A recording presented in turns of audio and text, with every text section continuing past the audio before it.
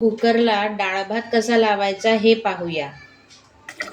तांदूळ पहिले आपण 3 वेळा पाण्यातनं धुवून घेऊया. चांगलं चोळूया आणि त्याचं पाणी काढून टाकूया.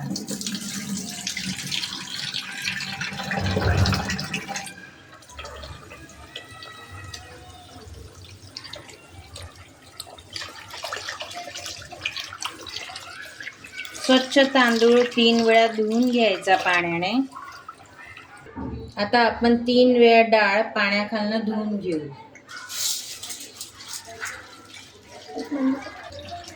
आता आपण डाळ स्वच्छ 3 पाण्याने धुवून घेतली.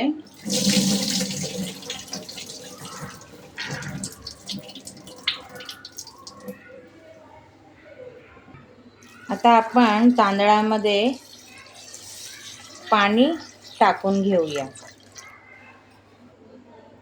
जेवढं शिजण्यासाठी पाणी लागेल तेवढं ह्याच्यात टाकून घ्यायचं. योग्य प्रमाणामध्ये मीठ टाकावं अंदाजे.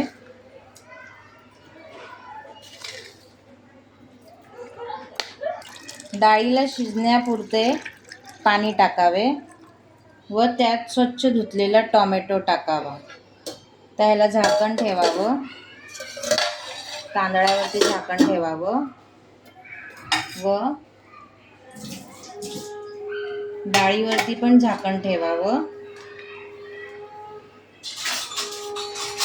कुकरमध्ये थोडं पाणी घ्यावं. अशी जाळी ठेवावी.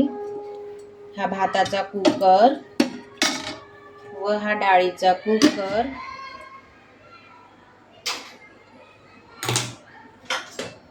झाकण घट्ट लावून